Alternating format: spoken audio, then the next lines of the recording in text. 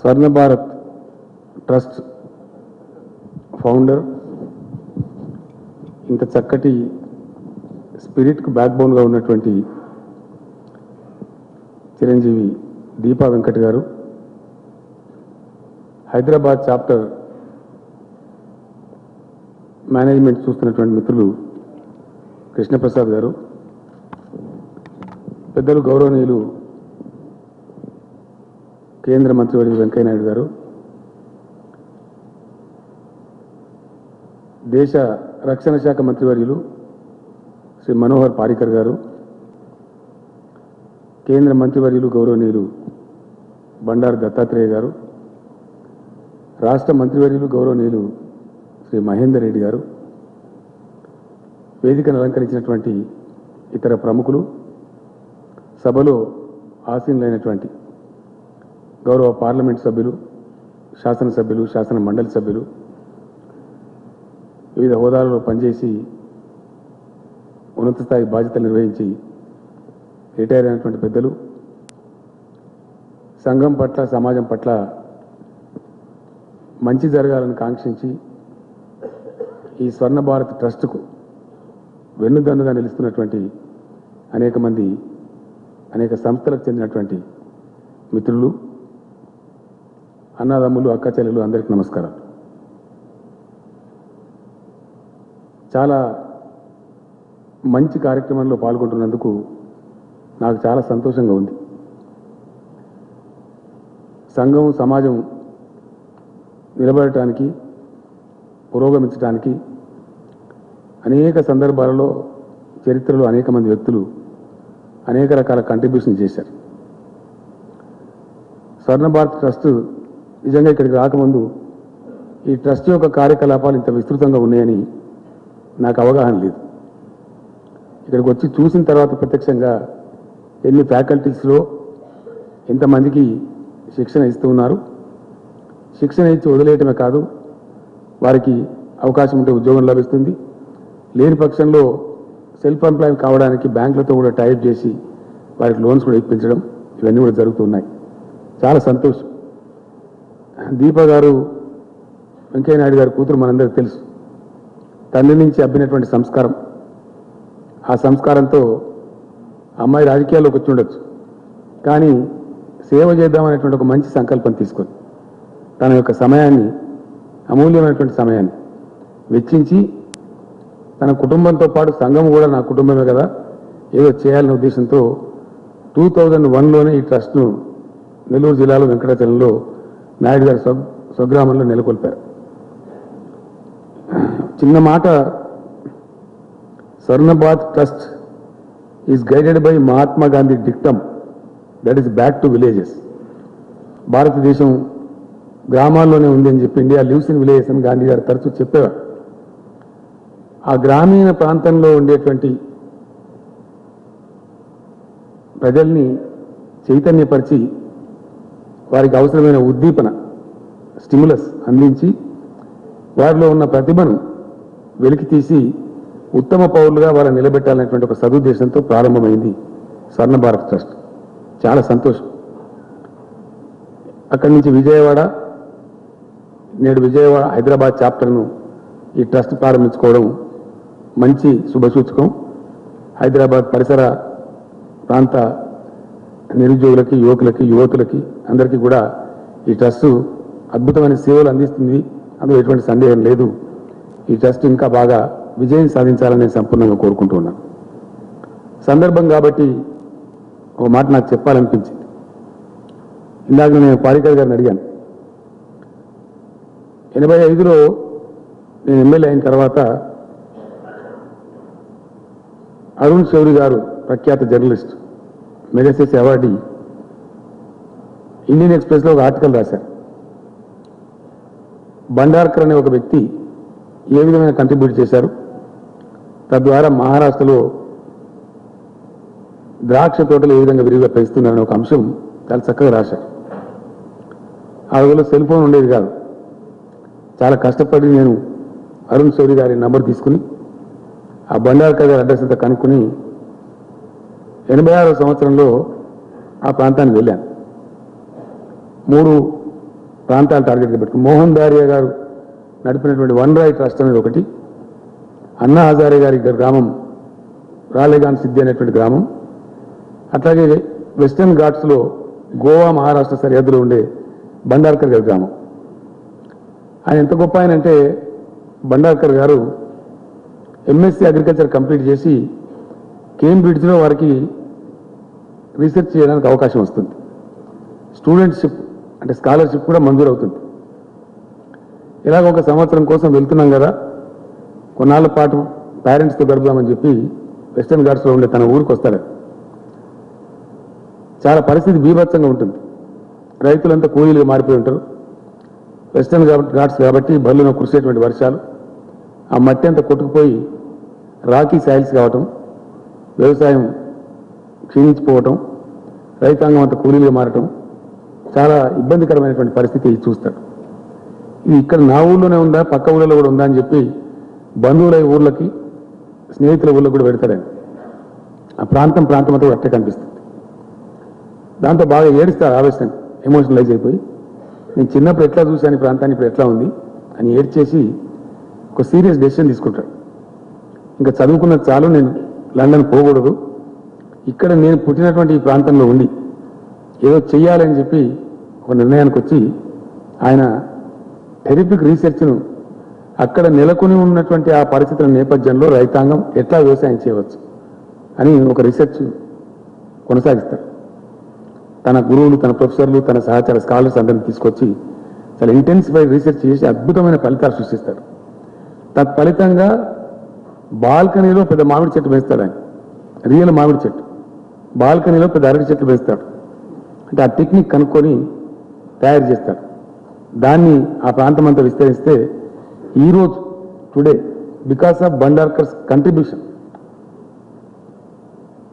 మహారాష్ట్ర రాష్ట్రం 10,000 కోట్ల రూపాయల ద్రాక్ష పళ్ళను ఎగుమతి చేస్తూ ఉన్నారు. ఆయన ఒక్కరి యొక్క కంట్రిబ్యూషన్ అంత గొప్పవాడు. ఒక మనిషి తనకు ఒక ప్రొఫెసర్ అయ్యేటువంటి అవకాశం, అంతర్జాతీయ స్థాయి ప్రమాణాలను కేంబ్రిడ్జ్లో రీసెర్చ్ చేసే అవకాశాన్ని వదులుకొని సంఘం కోసం, తన చుట్టూ ఉండే మనుషుల కోసం పనిచేయాలనే తపన ఈరోజు అంత పెద్ద కాంట్రిబ్యూషన్ తెచ్చిపెట్టింది. ఇలా ఎందరో మహనీయులు. అమ్మ దీప, నాదొక విజ్ఞప్తి, మీరు ఎంత సేవాభావంతో చేస్తూ ఉన్నారు. గ్రామాలు బ్యాక్ టు విలేజెస్ అని అన్నారు, కానీ పరిస్థితులు బాగాలేవు. మనం అంతా చూస్తూ ఉన్నాం.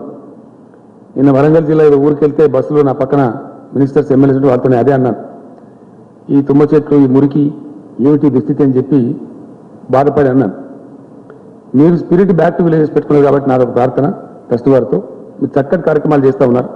Definitely appreciate. At the same time ఇన్ని దశాబ్దాల స్వతంత్రం తర్వాత ఈరోజు మన ఊళ్ళలో స్వచ్ఛత లేదు, ఆ మురికిపోయే మార్గం లేదు.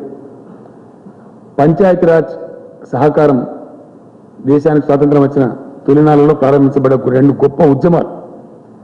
Those are not departments, those are not political centres, they were movements. Unfortunately the country lost them. మనకుండే రాజకీయ వ్యవస్థ over a period of time వాటిని పొలిటికలైజ్ చేసి, డిపార్ట్మెంటలైజ్ చేసి, కంపార్ట్మెంటలైజ్ చేసి, సఫకేట్ చేసి ఆ ఉద్యమాలను చంపేసినాయి. ఉద్యమం చచ్చిపోయింది, అక్కడ రాజకీయం వచ్చింది, స్వార్థం వచ్చింది.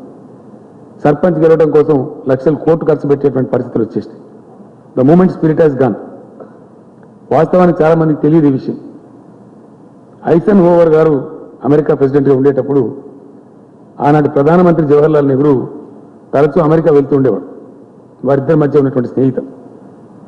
ఒక సందర్భంలో వెళ్ళినప్పుడు ఆఫ్టర్ బాంక్వెట్, ఆ డిన్నర్ అయిపోయిన తర్వాత అమెరికా ప్రెసిడెంట్ ఐసన్ హోవర్ గారు నెహ్రూ గారికి ఒక వ్యక్తిని పరిచయం చేస్తారు.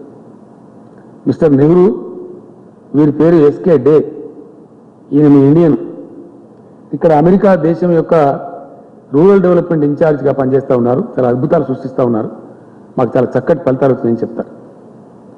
నెహ్రూ కంగ్రాచులేషన్స్ చెప్పి, అభినందనలు చెప్పి ఎస్కే డే గారితో మాట్లాడతారు. మీరు రేపు ఎట్లా ఉంది మీ షెడ్యూల్ అని చెప్పి అడిగితే, పర్లేదు సార్ చెప్పండి అంటే, రేపు నా దగ్గర భోజనానికి రమ్మని రిక్వెస్ట్ చేస్తారు. నెహ్రూ గారి ఆహ్వానం మేరకు ఆ ఎస్కే డే గారు నెక్స్ట్ డే లంచ్కి నెహ్రూ గారి దగ్గరికి భోజనానికి వస్తారు. భోజనం చేసిన తర్వాత పిచ్చాపాటి మాట్లాడుతూ నెహ్రూ గారు చెప్తారు, అయ్యా ఎస్కే డే గారు, మిమ్మల్ని అమెరికా అధ్యక్షుడు అంతటి వాడు పొగుడుతుంటే ఒక భారతీయునిగా చాలా గర్వం వేసింది, అట్ ద సేమ్ టైం చాలా దుఃఖం కూడా కలిగింది. ఎందుకు దుఃఖం కలిగిందంటే మీ ఓటు మేధావి అమెరికా లాంటి దేశం కోసం పనిచేస్తూ ఉంటే మనకి ఇటీవల కదా స్వాతంత్రం వచ్చింది, మరి మన దేశం ఏం కావాలి, మీరు మాతృదేశంలో చేయొచ్చు కదా సేవ అని చెప్పి అడుగుతారు. నేను మాతృదేశానికి రాను అంటాను. ఎందుకు రారు అంటే ప్రస్తుతం దేశం మూర్ఖుల పరిపాలనలో ఉంది, అందువల్ల రానంటారు. అప్పుడు నెహ్రూ గారు నేనే కదా ప్రధానమంత్రి ఏదైనా ఉంటే నాకే చెప్పచ్చు, ఏం తప్పు చేస్తున్నాం మేమంటే అప్పుడు చెప్తాను, బాగుంది దేశం స్వతంత్రం వచ్చింది, మీరు వార్షిక ప్రణాళిక, పంచవర్ష ప్రణాళిక, ఒక లక్ష్యం సాధించాలంటే ఒక ప్రణాళికాబద్ధంగా వెళ్ళాలి, చక్కగానే ఉంది, your planning is all right, కానీ మీ ప్రయారిటైజేషన్, మీ ప్రాధాన్యతల క్రమం మీరు నేల విడిచి సాము చేస్తూ ఉన్నారు, తప్పు చేస్తూ ఉన్నారని చెప్తారు. ఏం చేస్తూ ఉన్నామంటే సత్వర పారిశ్రామికీకరణే దేశం బాగుపడడానికి మార్గం అని అంటా ఉన్నారు. ఇది తప్పు కాదా? దేశంలో అక్షరాస్యత లేదు, టెక్నికల్ ఎడ్యుకేషన్ జీరో, అసలు స్పానర్ పట్టుకోవడం తెలియదు ఎవరికి. ఈ రష్యా కొలాబరేషన్తో ఇంకో కొలాబరేషన్తో మీరు ఎట్లా పారిశ్రామికీకరణ చేస్తారు? ఏం చేయాలి మీ దృష్టిలో, మేము ఏం చేయాలంటే కోట్లాది మంది అన్నం లేక ఆకలితో అలమటిస్తూ ఉన్నారు, అద్భుతమైన జీవనదులు సముద్రం పాలైపోతూ ఉన్నాయి, కోట్ల ఎకరాల బంజర్ బీడుగా ఉంది, దాన్నంతా సంస్కరించి ఆ నీళ్లను భూమికి మళ్లించండి. ఆహార సెక్టర్లో, ఫుడ్ సెక్టర్లో భారతదేశం స్వావలంబన సాధించాలి, అది మీ ప్రాధాన్యత కావాలి. అన్నం వచ్చిందంటే మనిషికి ఆ తర్వాత అంతా మిగిలినంత వస్తుంది, అది కదా టాప్ ప్రయారిటీ అని చెప్తే నెహ్రూ గారు కూడా ఆలోచనలు పడతారు. అవి గుడ్ ఓల్డెన్ డేస్, ఈ రోజుల్లో ఉండే చిల్లరమల్ల రాజకీయాలు కాదు. బ్యాక్ హోమ్ వచ్చిన తర్వాత కేబినెట్ సమావేశం పిలిచి మాట్లాడతారు, పార్లమెంటరీ పార్టీ సమావేశం పిలిచి మాట్లాడతారు, ఆల్ ఇండియా పార్టీ సమావేశం పిలిచి మాట్లాడతారు. రెండవ పంచవర్ష ప్రణాళిక, సెకండ్ 5 year ప్లాన్ పోయేటప్పటికీ టోటల్గా మార్చేసి ఆధునిక భారతదేశ దేవాలయాలని చెప్పి బక్రానంగల్, హీరాకుడు, నాగార్జున సాగర్ లాంటి ప్రాజెక్ట్స్ టేకప్ చేస్తారు. ఒక 2 సంవత్సరాలు గడిచిపోతుంది. ఆ తర్వాత ఆ ఎస్కే డే గారు నెహ్రూ గారికి లెటర్ రాస్తారు. మూర్ఖంగా పోతున్నాను నేను అనుకున్నా, కానీ నాకు పొరపాటు, ఎవరైనా మంచి చెప్తే గ్రహించి దాన్ని స్వీకరించి అమలు చేసేటువంటి ఒక గొప్ప సంస్కారం మీ లోపల ఉంది, మీరు కనుక ఇప్పుడు రమ్మంటే I'm ready to come back to serve the mother land అని చెప్పి చెప్తారని. ఆ టైంలో నెహ్రూ గారు వారిని రమ్మని చెప్తారు, ఆయన బ్యాక్ వస్తారు. రావటమే ఆయనకు రాజ్యసభ సభ్యత్వం ఇచ్చి మంత్రివర్గంలో క్యాబినెట్ మంత్రిగా పదవి ఇచ్చి, పంచాయతీరాజ్ పేరు ఒరిజినల్గా పంచాయతీరాజ్ కాదండి, దాని పేరు కమ్యూనిటీ డెవలప్మెంట్, సిడి అనే ఒక పోర్ట్ఫోలియో సృష్టించి గ్రామీణ భారతదేశాన్ని ఎస్కే డే గారు మీ చేతుల్లో పెడుతున్నా, మీరు ఏం చేస్తారో చేయండి అని చెప్తారు. ఆ ఎస్కే డే గారు ఎందుకు వచ్చారో తెలియదు, ఆయన నేరుగా మన హైదరాబాద్కి వచ్చారు. ఇప్పుడున్న రాజేంద్ర నగర్లో, ఇదే ప్రాంతంలో, ఈ ప్రాంతానికి సమీపంలో రాజేంద్ర నగర్లో national institute of rural development, NIRD అనే ఒక సంస్థను స్థాపించి అక్కడ కొండ మీద చిన్న గెస్ట్ హౌస్ కట్టుకొని హైదరాబాద్ కేంద్రంగా భారతదేశంలో పంచాయతీరాజ్ ఉద్యమాన్ని ప్రమోట్ చేస్తారు. మొట్టమొదటి నామినేట్ చేయబడ్డ 2 బ్లాక్ ప్రెసిడెంట్స్, సమితి అధ్యక్షులలో మన ఆంధ్రప్రదేశ్ మాజీ శాసనసభ స్పీకర్ రామచంద్రారెడ్డి గారు, సంగారెడ్డి ఎమ్మెల్యేగా ఉండేవారు, పెద్దని వారు ఇప్పటికీ ఉన్నారు. సంగారెడ్డి ఎమ్మెల్యే గారు భారతదేశం మొట్టమొదటి సమితి ప్రెసిడెంట్, మన పటాన్ చెరువు వాసి, మన హైదరాబాద్ పక్కన. ఆ రకంగా ప్రమోట్ అయినటువంటి పంచాయతీరాజ్ మూవ్మెంట్ తొలినాళ్లలో చాలా అద్భుతంగా ఉండేది. సోలిపేట రామచంద్రారెడ్డి గారని ఇటీవల వారు రాజ్యసభ కూడా సభ్యులుగా ఉన్నారు. వారు నేనుండేటువంటి ప్రాంతం, నేను చదువుకునేటువంటి సిద్దిపేట, దుబ్బాక ప్రాంతాలలో సమితి అధ్యక్షులు ఉండేవారు. హై స్కూల్ విద్యార్థిగా దళిత వాడలలో, గిరిజన వాడలలో పారిశుద్ధ్యాన్ని పెంపొందించడం కోసం పంచాయతీరాజ్ మూవ్మెంట్ ప్రమోట్ చేసినటువంటి కల్చరల్ యాక్టివిటీస్లో నేను కూడా చిన్న వేషం వేసి పాల్గొనేటువంటి వాడిని. మాతో ఉపన్యాసాలు చెప్పించేవాళ్ళు. అంత గొప్ప స్పిరిటెడ్గా మూమెంట్ ఉండేది. కానీ ఓవర్ పీరియడ్ ఆఫ్ టైం ఆ స్పిరిట్ పోయి గ్రామాలలో ఒక డ్రైనెస్, ఒక రకమైనటువంటి పొడి పొడి వాతావరణం వచ్చేసి ఆ ప్రేమలు పోయి కొన్ని విచిత్రమైన పరిస్థితులు మనం చూస్తూ ఉన్నాం. స్వర్ణ భారత్ ట్రస్ట్ ఒక మంచి ఉద్దేశంతో, మహాత్ముని యొక్క మాట బ్యాక్ టు విలేజ్ అనే స్పిరిట్తో పనిచేస్తూ ఉంది. కాబట్టి మీరు చేసేటువంటి కార్యక్రమాలు చాలా బాగున్నాయి.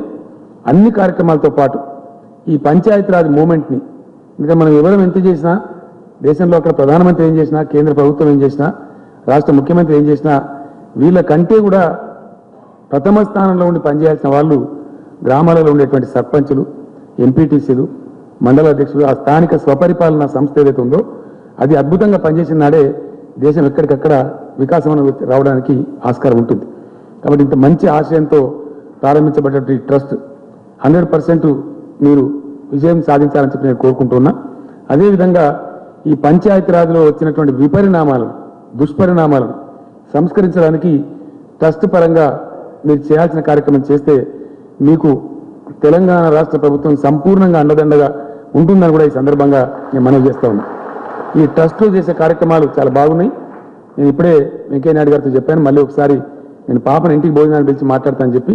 ఇంత మంచి సంస్థ ఇది నిలబడాలి, ప్రజల కోసం మంచి పని జరగాలి. ఇక్కడి నుంచి రాష్ట్ర ప్రభుత్వంగా సంస్థ మరింత ఉద్విగ్నంగా పనిచేయడానికి, మరింత గొప్పగా విస్తరించడానికి అవసరమైనటువంటి స్ఫూర్తి, ఏ రకమైన స్ఫూర్తి కావాలన్నా స్టేట్ గవర్నమెంట్ సంపూర్ణంగా మీకు అండదండగా ఉంటుంది. మంచి కార్యక్రమంలో పాల్గొనేటువంటి తృప్తిని మీరు నాకు ఈరోజు మిగిల్చారు. ఇంత మంచి కార్యక్రమంలో పాల్గొనేటువంటి అవకాశం కల్పించినటువంటి దీప గారికి, కృష్ణప్రసాద్ గారికి, మిగతా మీ అందరికీ కూడా హృదయపూర్వక ధన్యవాదాలు తెలియజేస్తూ, నాకు ఇక్కడ చాలాసేపు ఉండాలని మంచి వాతావరణంలో, కానీ మా పరిస్థితులు మీకు తెలుసు, రన్నింగ్లో పోతా ఉంటాం. కాబట్టి నాకు వేరే కార్యక్రమం ఉంటా మూలాన వెళ్లాల్సి వస్తుందని చెప్పి తెలియజేస్తూ, మంచి డిలైట్ఫుల్ కార్యక్రమంలో, చక్కటి నిర్మాణాత్మకమైనటువంటి కార్యక్రమంలో పాల్గొనే అవకాశం కల్పించేటువంటి చిరంజీవి దీప గారికి మరొకసారి నేను థ్యాంక్స్ చెప్తూ నేను విరమిస్తా ఉన్నాను. ధన్యవాదాలు. కన్న తల్లి